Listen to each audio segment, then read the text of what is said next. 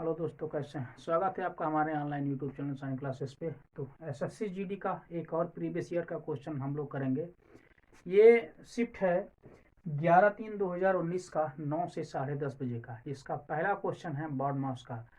तो बॉड मास के क्वेश्चन बहुत सारे आ रहे हैं। देखिए, हर शिफ्ट में हम लोग बॉड मास के क्वेश्चन किए हुए हैं। आज भी बॉड मास के क्वेश्चन करेंगे। देखिए, BOD बॉड मास। तो ब्रैकेट कहीं है नहीं, ऑफ मतलब का कहीं है नहीं, डिवीजन है। डिवीजन का मतलब होता है भाग। एम माने मल्टीप्लिकेशन है, उसके बाद एडिशन माने होता है प्लस, और एस माने सब्ट्रैक्शन का मतलब क्या होता है, माइनस। सॉल्व करेंगे, ठीक। सॉल्व करते हैं। देखिए, 4 और भागांक का मतलब क्या होता है, बटा 2 प्लस 6 तिया कितना 18 और माइनस कितना 7। 2 दूना 4, तो 2 प्लस ये 18 और ये -7। तो 18 और 2 मिलके कितना हो गया 20, और ये -7। तो 20 में से 7 किया कितना बचा 13। ऑप्शन नंबर 4 इस सवाल का सही जवाब है। तो आइए देखते हैं दूसरा क्वेश्चन क्या है। दूसरा क्वेश्चन हमारा है, देखिए ये भी बॉड मास से है।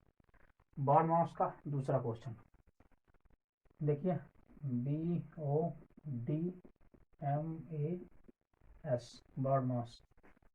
ये दोनों है नहीं, तो डिवीजन का मतलब होता है भाग, मल्टीप्लिकेशन प्लस और माइनस। सॉल्व करिए। 8 इंटू देखिए 3 है। सबसे पहले क्या सॉल्व करेंगे हम, डिवीजन। तो 3 बटा कितना ये 6, ये प्लस ये 7 माइनस देखिए 4 इंटू 2 और भागांक का मतलब बटा 4 और प्लस 8 और यहाँ -10 10। सॉल्व करिए इसको। देखो 3 दूना 6, 2 चौका 8, यहाँ देखिए 4 ऊपर 4 नीचे, ये कट गया। तो कितना बचा, यहाँ देखिए 4, यहाँ प्लस 7 माइनस, यहाँ देखिए सिर्फ 2 बचा, प्लस 8 और -10। प्लस प्लस वाले को जोड़ लीजिए, माइनस माइनस वालों को जोड़ लीजिए। तो 7 4 11, 11 और 8 कितना 19, माइनस ये देखिए -2 और माइनस ये 10 मिलके कितना हो गया -12। तो 19 में से 12 घटाएंगे कितना बचेगा 7। 7 ऑप्शन नंबर फर्स्ट इस सवाल का सही जवाब है। आइए अगला क्वेश्चन देखते हैं। अगला क्वेश्चन हमारा है अनुपात समानुपात से।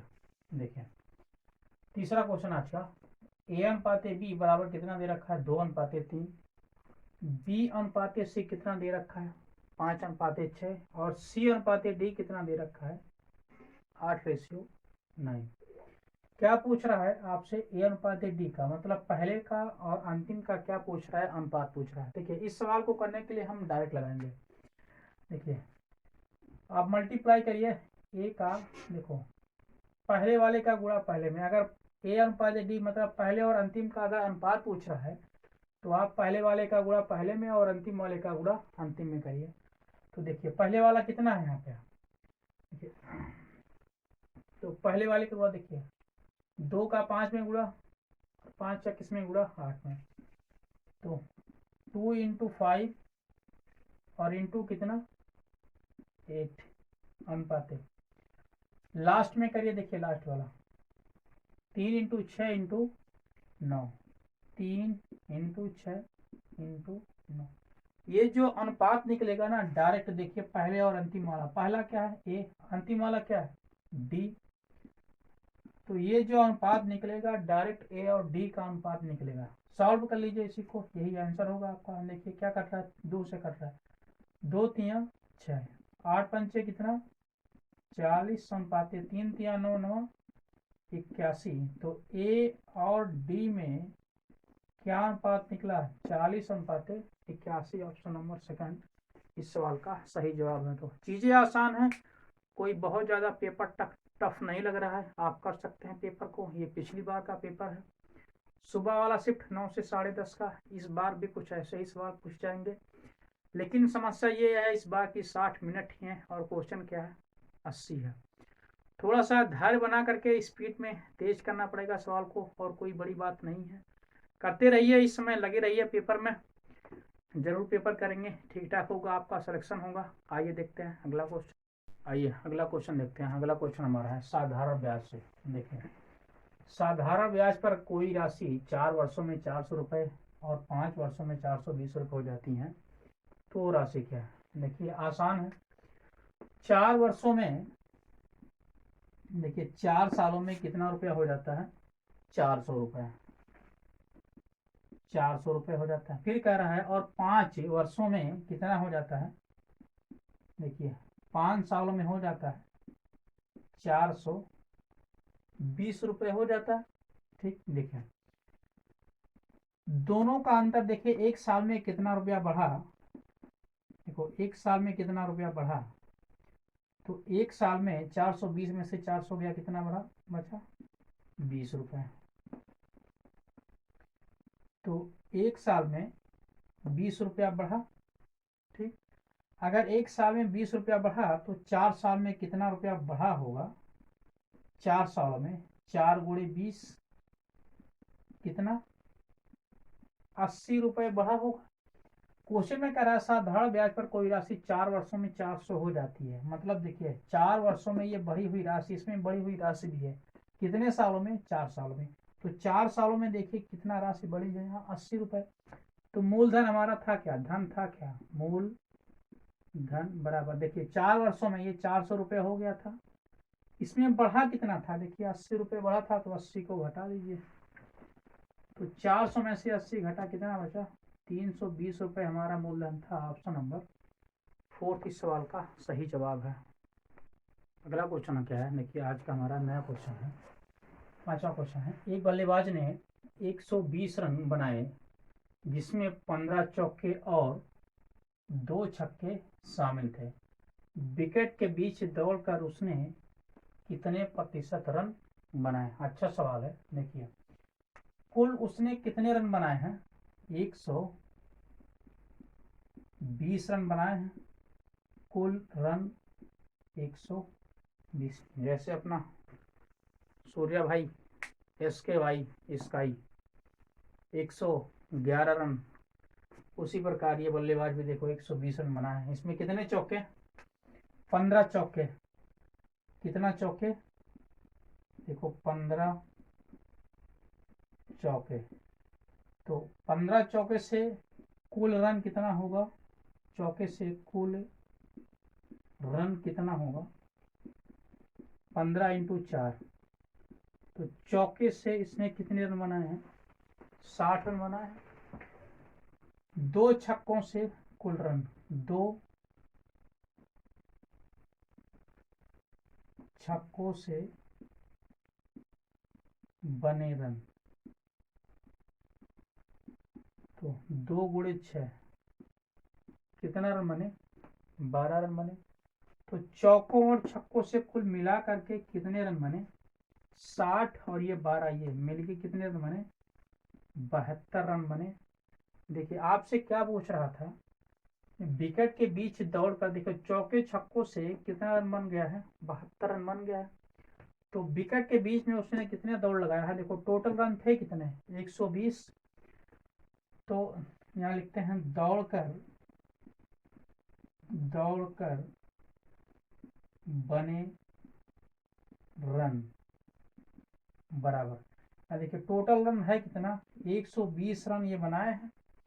72 रन इसने चौके और छक्कों से बनाए हैं। 72 घटा दीजिए, तो 120 में से 72 जब घटाएंगे तो कितना बचेगा? देखो 72 और 28 मिलके कितना हो गया? 100 और 20 ये कितना हो गया? 44 रन इन्होंने विकेट के बीच में दौड़ कर लिए हैं। तो दौड़ कर उसने कितने प्रतिशत रन लिए हैं? देखिए इसी प्रतिशत इसी में बताना है हमको। तो सॉल्व करते हैं इसी को। देखिए दौड़कर बने प्रतिशत रन, दौड़कर बने प्रतिशत रन। देखो दौड़कर कितने रन बने हैं, 28, 44 नहीं, देखो 7200, 120 में से 72 घटाएंगे तो 28 और 20 कितना, 48 रन बनेंगे। कितने, 48 रन। ये जोड़ने घटाने में गलती हो रही थी, 48। तो प्रतिशत रन, कुल रन कितने हैं 120, कितने रन दौड़ कर बने हैं 48, 48 और प्रतिशत के लिए इंटू 100। तो 0 से 0 कट गया, 12 चौक 48, तो 10 गुणे 4 कितना, 40% ये दौड़ कर रन बनाया गया है। ऑप्शन नंबर 4 इस सवाल का सही जवाब है। आइए हमारा अगला क्वेश्चन है, देखिए ये है बट्टा से छूट से है। किसी उत्पाद का अंकित मूल्य 500 रुपया है, 10% और 10% के क्रमिक छूट के बाद विक्रय मूल्य क्या होगा। देखिए विक्रय मूल्य पूछ रहा है हमसे। दो तरीके हैं सवाल लगाने के, बहुत सारे तरीके हैं, लेकिन जो चीजें आसान है, जो तरीका आसान है या फिर आप जल्दी लगा सकते हैं वो तरीका देखिए। देखिए विक्रय पूछ रहा है, तो विक्रय मूल्य बराबर, विक्रय मूल्य बराबर, देखिए अंकित मूल्य है कितना, अंकित मूल्य है 500 रुपए। छूट हमेशा किस पर मिलती है, अंकित मूल्य पर मिलती है। तो पहले कितना छूट है, 10% का। अगर 10% का छूट है तो कितने में बिक जाएगा वो, दुकानदार आपसे 90% ले लेगा। 90 और प्रतिशत का मतलब बटा 100 गुणे दूसरा छूट। देखिए फिर कितना, दूसरा छूट है 90%। तो दूसरी बार अगर वो 10% का छूट दिया तो कितना ले लेगा आपसे, 90% ले लेगा। प्रतिशत का मतलब क्या होता है, बटा 100। इसी को सॉल्व कर लीजिए, ये आंसर आ जाएगा। देखो एक, 1 0, 1 0, 1 0, यहाँ देखिए 2 0 से 2 0 कर दिया, तो कितना बचा, 5 इंटू 9 इंटू 9, तो 5 इंटू 9 9 81, तो 5 1 5 और 5 8 40, 405 रुपए उस वस्तु का विक्रय मूल्य होगा। Option number second. तो ये एक तरीका था। दूसरा तरीका आइए देखते हैं, जो तरीका आपको अच्छा लगे, रेशियो मेथड। रेशियो मेथड से कैसे लगाएंगे देखिए, बताते हैं आपको। देखिए तो छूट कितना है, देखिए सारा खेल परसेंटेज का है। छूट कितना है, देखिए 10% का, पहली छूट है 10%। अच्छा 10% और प्रतिशत का मतलब क्या होता है, बटे 100। 0 से 0 कट गया, कितना बचा, 1/10। तो 10% का मतलब हुआ 1/10। अंकित मूल्य कितना है, देखिए 10 रुपए, और 10 पे कितने का छूट है, 1 का छूट है, तो कितने में बिक जाएगा, 9 रुपए में बिकेगा। दूसरी बार भी देखिए कितने की छूट है, 10% की छूट है, और इसका भी मतलब क्या हुआ, 10% हुआ।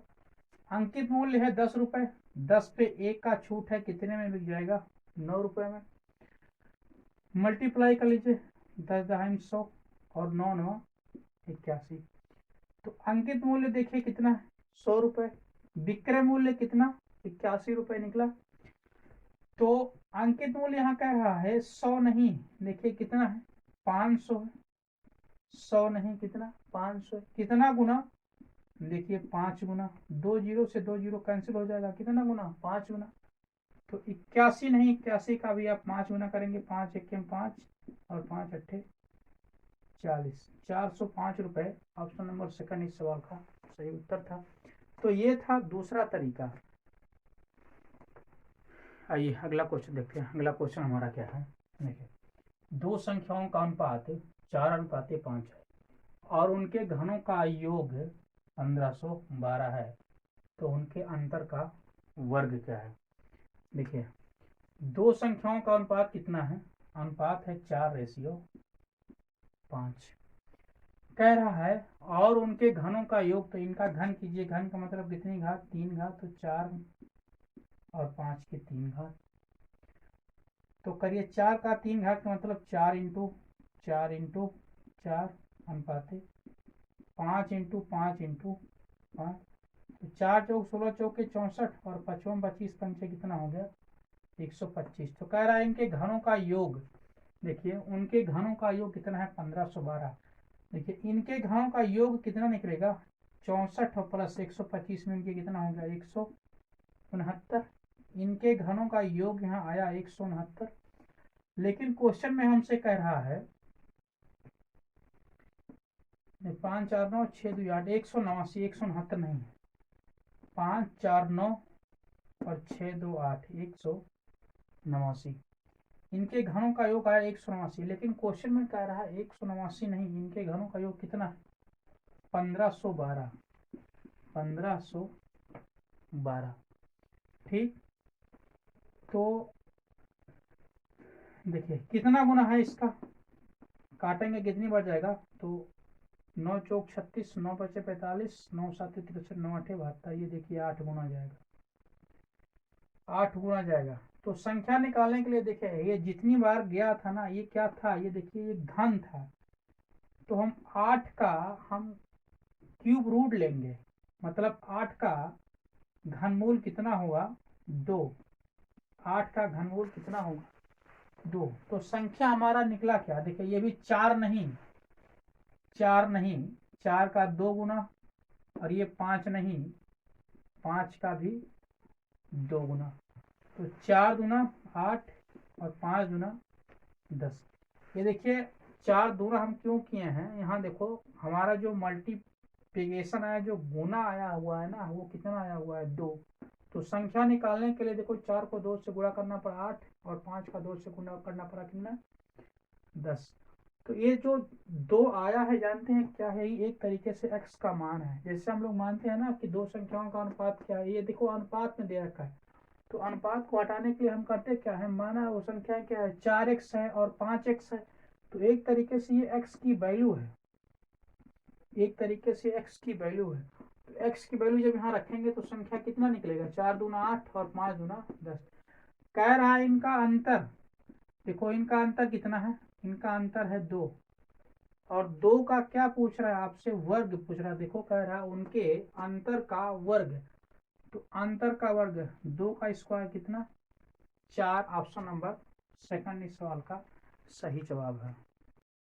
आइए अगला क्वेश्चन देखते हैं। अगला क्वेश्चन हमारा क्या है, देखिए साधारण ब्याज और चक्रवृद्धि ब्याज से दोनों क्या कह रहा है क्वेश्चन, एक निश्चित राशि पर 2 वर्ष के लिए 6% प्रतिवर्ष की दर से साधारण ब्याज और चक्रवृद्धि ब्याज में अंतर 3.6 रुपए है, तो वह राशि क्या है। देखिए आसान क्वेश्चन है, कैसे करेंगे, देखिए 2 वर्ष के लिए 6% प्रति वर्ष की दर से साधारण ब्याज कितना होगा। देखिए एक साल में कितना साधारण ब्याज मिल रहा है 6%, तो 2 साल में साधारण ब्याज हमको कितना परसेंट में मिलेगा 12% में। तो 2 साल में एसआई का मतलब साधारण ब्याज कितना परसेंट मिलेगा हमको, देखो 2 गुणे 6%, एक साल में 6%, तो 2 साल में कितना परसेंट 6 दूना 12%। अब अगला देखिए 2 साल का या फिर 2 साल में हमको चक्रवृद्धि ब्याज मतलब सीआई कितना मिलेगा। तो सीआई निकलता कैसे है, देखिए रेट कितना है 6%, 6% रेट है, तो एक तरफ हम लिखते हैं, देखो 6 का स्क्वायर कितना 36, फिर 2 अंक के बाद हम लगाते हैं दशमलव, और दशमलव के इधर इसका दुगुना लिखते हैं, 6 दूना कितना 12%। तो 2 साल का चक्रवृद्धि ब्याज कितना निकला 12.36%। कैसे निकाले ये समझ में आया, अभी बताते हैं। देखिए तो अंतर कितना निकला, अंतर देखिए ये 12.36 है और ये 12% है, तो 12 से 12 कैंसिल हो जाएगा, कितना बचा 0.36%। अंतर कितना निकला 2 साल का, देखो 2 साल का सी आई माइनस एस आई, मतलब 2 साल का चक्रवृद्धि ब्याज और साधारण ब्याज का अंतर कितना निकला 0.36%। लेकिन क्वेश्चन में कह रहा है अंतर 0.36% नहीं है, कितना है 3.6 रुपये। इसका मतलब ये हुआ कि 0.36% की वैल्यू कितनी मिल गई हमको, 3.6 रुपये मिल गई। हमको कितने की चाहिए, मूल राशि अपने आप में कितनी होती है, 100% होती है। मूल राशि अपने आप में कितना परसेंट, 100%। इसका मतलब हमको 100% की वैल्यू निकालनी है। तो देखिए 1% की वैल्यू यहाँ से निकाल लेते हैं। 1% की वैल्यू निकालिए तो 3.6 बटा 0.36, 100 का निकालना है हमको। तो 100%, 100 से गुणा कर दीजिए, इधर किए हैं तो इधर भी कर दीजिए। 100 गुणे 3.6 अपान 0.36%। देखिए नीचे कितने अंक के बाद दशमलव लगा है, नीचे अंक लगा है 2 अंक के बाद दशमलव लगा है, और ऊपर कितने अंक के बाद, 1 अंक के बाद दशमलव लगा है। तो 1 अंक किसका, ये दशमलव जब यहाँ आएगा तो ये दशमलव खत्म हो जाएगा। 1 अंक के बाद यहाँ फिर जब दशमलव किसका आएंगे तो 1 0 बढ़ जाएगा, बढ़ जाएगा। नीचे आ जाएगा 36, ऊपर भी 36, तो 36 से 36 कट गया, कितना बचा, 1000 रुपये। तो 100% की वैल्यू कितनी आ गई, 1000। 1000 रुपये मूल राशि थी। यही सवाल का सही जवाब है। आइए देखते हैं अगला क्वेश्चन हमारा क्या है। कह रहा है 23, 45, 64, 81 और 77 का माध्य क्या है। देखिए माध्य बराबर होता क्या है, माध्य बराबर पदों का योग बटा पदों की संख्या। ये हमारा फॉर्मूला होता है माध्य निकालने के लिए। देखिए पदों का योग, तो सबको जोड़िए, पहले ऐड करिए।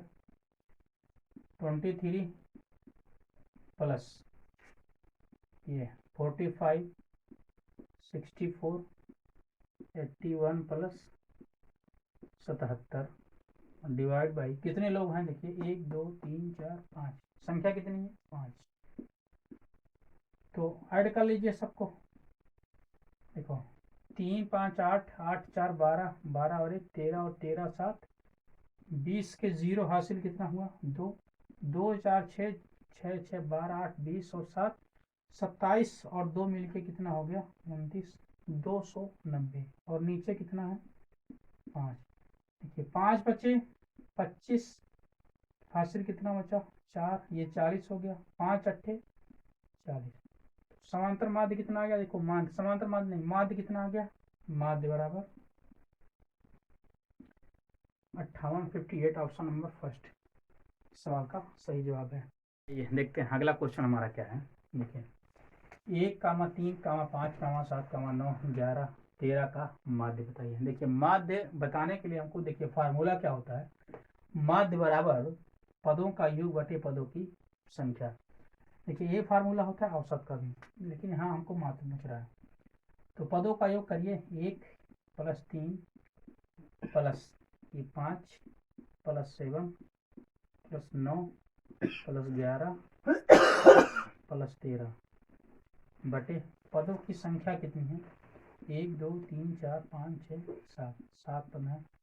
ठीक, तो ऐड करिए सबको। देखो ऐड करेंगे तो 13 और 11 मिलके कितना हो गया, 24, 24 और 9, तो 24 और 9 मिलके कितना हो गया, 33, 33 और 7 40, 40 और 5 45, 3 48 और 1 49, 49 बटा कितना 7, काटेंगे 7 7 49। तो माध्य कितना आ गया, 7 इस सवाल का सही जवाब है। लेकिन देखो इस सब सवालों को करने के लिए हम ये सब फार्मूला नहीं अपनाएंगे। क्यों, क्योंकि देखिए सवाल में एक चीज आपको दिख रहा होगा, अगर आप देख पा रहे हैं तो देखिए 1 3 5 7 9 11 और 13, ये देखिए विषम संख्या है, और विषम संख्याओं का माध्य होता क्या है, बीच वाली संख्या।